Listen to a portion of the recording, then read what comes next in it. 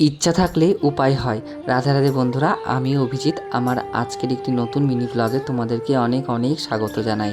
আজকে ছিল নীল পুজো ও একাদশী। আমি আজকে দুশ্চিন্তায় ছিলাম যে আজকে মহাদেবের পুজোটা করতে পারবো কি না। আমি প্রতি বছর আমাদের পাড়ার যেখানে সন্ন্যাসী হয় সেখানে কিন্তু শিবের মাথায় জল ঢালি, এবং আমাদের ঘরে যে শিবলিঙ্গ আছে তাতেও কিন্তু আমি জল ঢালি।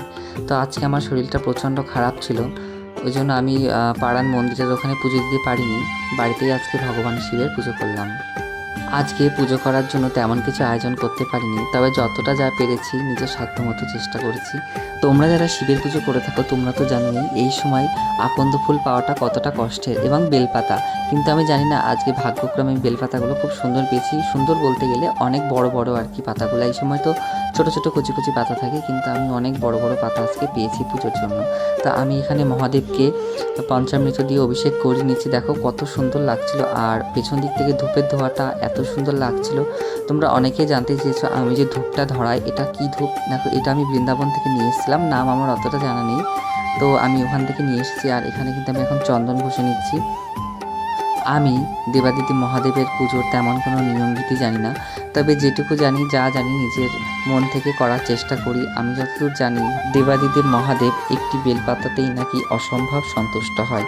তা হয়তো আমার জানা নেই, তবে আমি চেষ্টা করেছি তাকে সন্তুষ্ট করার। আমি এখানে বেলপাতা, আকন্দ ফুল, ধূপটার ফল এবং ধূপটা ফুল সমস্ত কিছুটাই জোগাড় করতে পেরেছি। এটা আমার কাছে অনেক বড় একটা পাওয়া। আর আমি এই যে আজকে পুজো করতে পেরেছি এটা ভেবে আমার অনেক মনে খুশি লাগছে।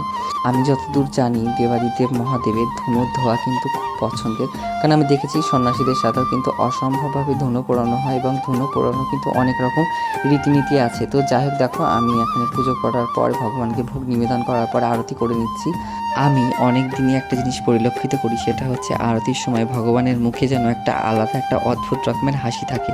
কেন এটা আমি জানি না। আচ্ছা তোমরা কেউ কি জানো? যদি জেনে থাকো অবশ্যই আমাকে কমেন্ট করো।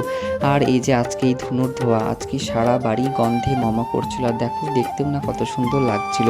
পুজো কমপ্লিট করার পর আমি কিন্তু আজকে সারা বাড়িতে ধুনো দিয়েছি। আর এই দেখো আমি এখানে সকলের জন্য মঙ্গল প্রার্থনা করি, যেন সকলে ভালো থাকে, সুস্থ থাকে, এটুকুই ভগবানের কাছে চাওয়ার।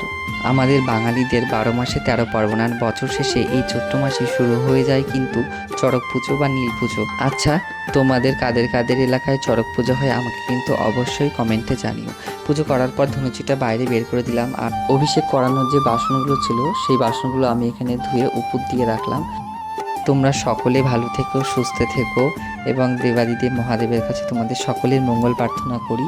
দেখা হবে নতুন একটা ভিডিওতে। টাটা, রাধে রাধে।